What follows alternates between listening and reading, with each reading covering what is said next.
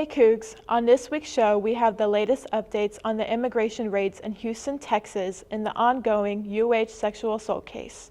However, we'll see our fellow Cougars battle it out in a fun game of Incoherant. You won't want to miss this.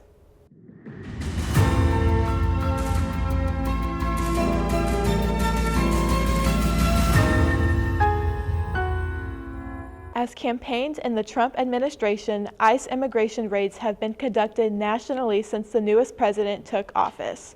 However, it has sparked controversy among local Houston residents. U.S. Immigration and Customs Enforcement, otherwise known as ICE, has been conducting a series of operations across the U.S. focusing on Houston, Texas. On February 24th, ICE agents worked alongside state and federal authorities to arrest 118 individuals in the Colony Ridge area of Houston.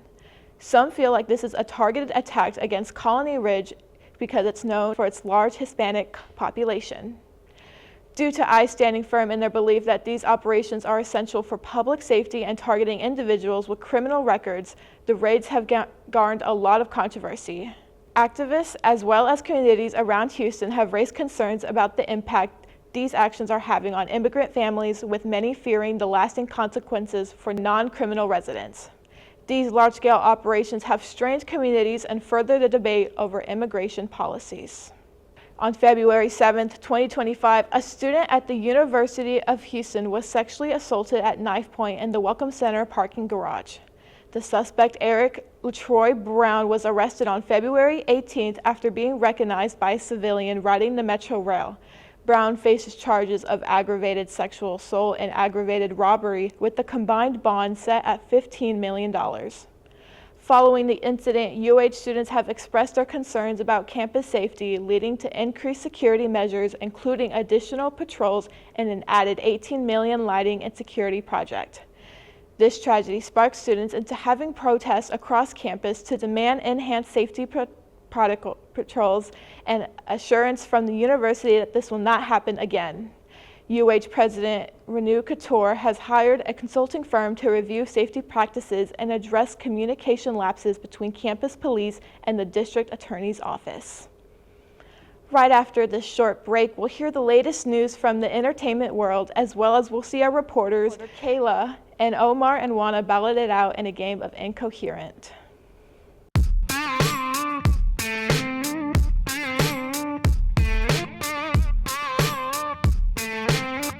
Frontier Fiesta is a 3-day Western themed festival. We have all kinds of things throughout the 3 days, from a headlining concert. We have a Ferris wheel, food, live music. We have something for everybody. So the event is entirely planned and run by students. Its focus is to really promote inclusion on campus and have a great time, as well as just really celebrate what it means to be UH Cougar. It's not only for us students, but it's also for faculty, alumni, and the greater Houston community. Frontier Fiesta is the longest standing programming tradition at the University of Houston.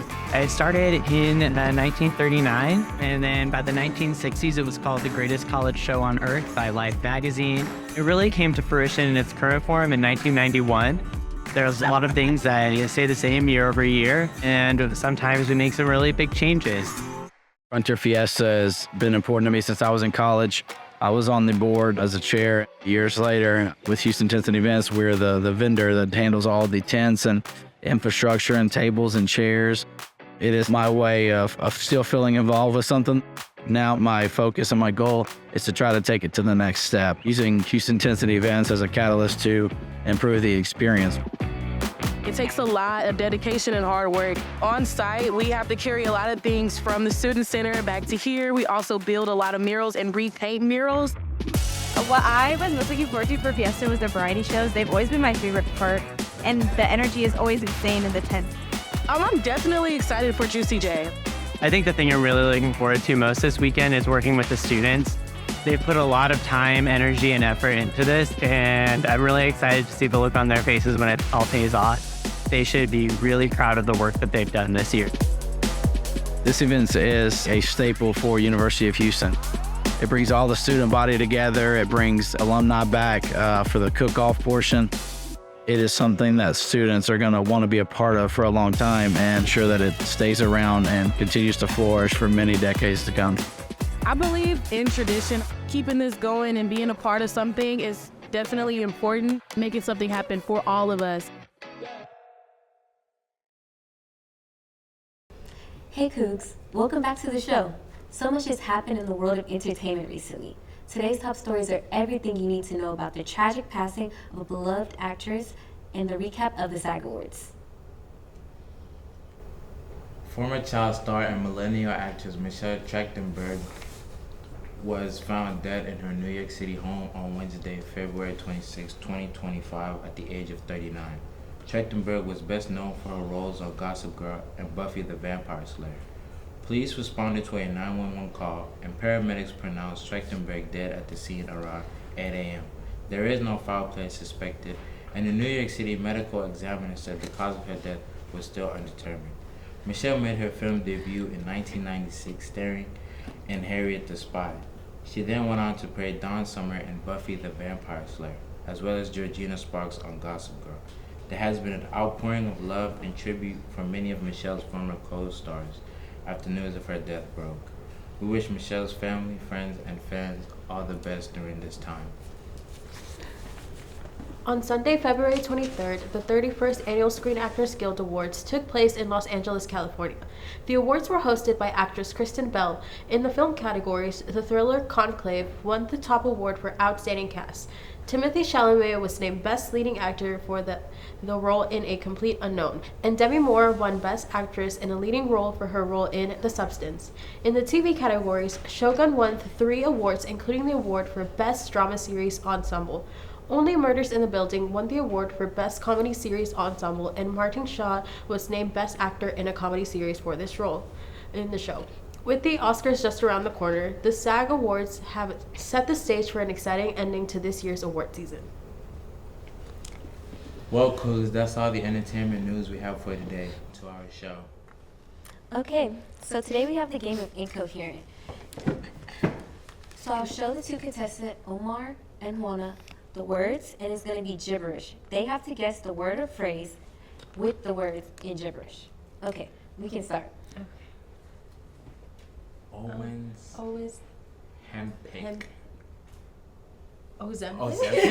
Yes. Yes. Okay. Oh my God. Next card. ChatGPT. Oh. Okay. Okay. On our third card. Nepo baby? You're close. Nepo baby. Yes. Thank you. Okay. Okay, this was a little bit harder. Off the top. That hay. Okay, I don't know this one. Try to say it faster. Outfit. Outfit. Oh my God, it's a very tongue stutter. Outfit. Outfit. The. Do you want a hint? Yes, please. What are you wearing? Outfit tough today. No? You're close. Outfit. Our fit is tough today. No? Outfit. Outfit of the day. Yeah. Thank you. Pick it up. I'm just grabbing it.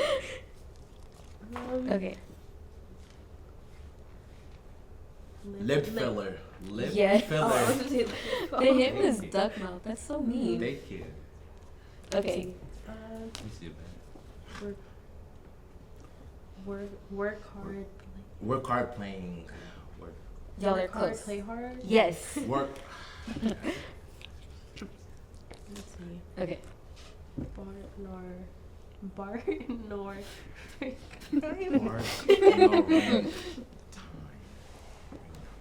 Bart nor bring rhyme. Bart Bar. no ring rhyme. Can we get a Can hint? we- Okay. Your other half. Partner in crime. Yes. Oh. Thank Okay. you. Shat dope. Shat dope hand. Shat Shat dope hand. shadow. Shadow. Okay, y'all got the first word. Oh, Do you want a hint? yes. Yeah.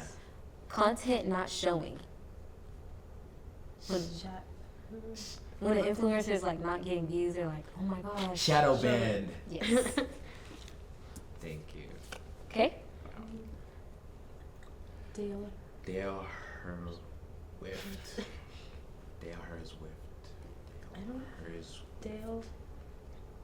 Dale Her Whift. Dale Hers. Dale's Hers. Dale. Whift. Dale Hers. The hint is the anti-hero. Taylor Swift. What? I'm a big fan. Okay. Pell he put. Pell he put in beer sink. Pell he put in beer sink. Pell he put in beer sink. Pell he. I feel like I know the last part, but I don't know the first. What do you think the last part is? Pell he put in piercing. Like piercing? Mm-hmm. Okay. Pell he put in piercing. Pell. Put in her piercing? Hanging from the stomach. Belly Belly button button piercing. piercing. Was that a tie? Okay, I'm gonna just keep going. Okay, last card. Okay. Left on red. Okay, that was such a tie. I don't know who to give it to. Rock, paper, scissors. Okay, I guess. Rock, paper, scissors, shoot. Rock, paper, scissors, shoot. Okay, let's count up our cards. I have 1, 2, 3, 4, 5, 6. 1, 2, 3, 4, 5. Okay, it looks like Oumar won. Thank you. Okay. Well, Coogs, that's all we have for today. We hope you enjoyed the segment and you see us next time. Well, back to you, Madeline. Thank you so much, Kaylah. You know, Coogs, recently I have been having a hard time dressing for this weather. One day it's freezing cold and the next day it's not. As inconsistent as Houston's weather is, we know there's one person we can always rely on. Now on to Marlene for the weather. All right, Coogs, so we're starting off a new month, and unfortunately, we're still going to be seeing some crazy patterns with our weather, but the good news is some pretty decent weather. I know we had a lot more colder days this past week, so this week we are going to see some of those temperatures start to rise up a tiny bit. So Saturday, as you can see, we are still going to be seeing a low of 52. Our highs is still going to be in the 70s, and it's going to stay pretty consistent in the 70s, mid 70s for the rest of the upcoming days. But once Sunday comes around and starting Monday, we're going to see those low temperatures be hitting the 60s instead of the 50s. Now, once Tuesday comes around, we are going to be seeing that our lowest temperatures are going to start to drop a little bit again. And then Wednesday is when we'll see our lowest temperature hit 51 degrees, which is pretty much what we're seeing right now.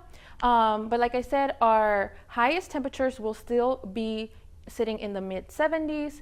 Now for our skies, we are going to be seeing some partly cloudy skies, especially these upcoming days, so the weekend and starting on Monday.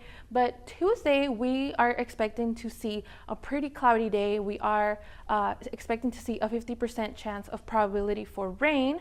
So as you can see here, that rain is coming in from the north and it's going to make its way across the south. And once that Tuesday morning hits, it's when we're going to start to see that rain specifically in our Houston area. And it is light rain. It's nothing to worry about. We are not seeing our radar show up any yellow or red. We're just seeing some blue. So it should be pretty light rain. We can expect some thunder throughout the day, but nothing crazy. And by 6 p.m., we're going to start to see our rain clear up from our zone, and by midnight we'll be good to go. Thank you, Marlene. Here's Elisha Qazi recapping the UH women's basketball game against Arizona. Momentum. It's what launches us forward and upward in rankings. Momentum ignites Tier 1 research that turns ideas into impact, powering the grid of the future with breakthroughs in superconductivity. It's 5 straight years of leading the nation in entrepreneurship and earning a place in the most prestigious academic honor society. Momentum builds a new medical school from the ground up and pioneers a new era of exploration way above the ground. It's Pulitzer Prize winners and Players of the Year. It's winning championships and being champions for change. Momentum is the roar of 300,000 alumni and the heartbeat of the nation's 4th largest city. Momentum is more than just moving forward. It's being unstoppable. Can't stop Houston. Can't stop us.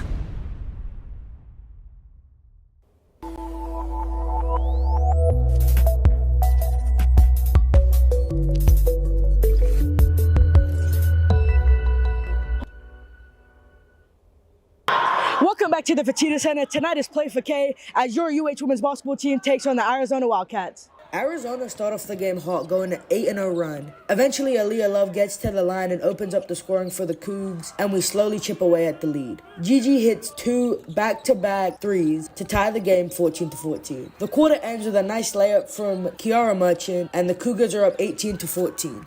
The Cougs use the momentum from the first quarter and build on in the second, opening up the scoring. The Cougs then outscore the Wildcats 22-15, going into halftime up 40-29. Arizona came out hot in the third quarter, going on a 6-0 run. The Cougs eventually found their rhythm and continued to build on their lead. By the end of the third, the Cougs were up 52-41. During the fourth quarter, Arizona continued to chip away at the Cougs' lead, eventually cutting it to just 5. Arizona then take their first lead since the first quarter with 47 seconds left, going 60-61. Aaliyah Love then ties the game 63-63 with 0.4 seconds left.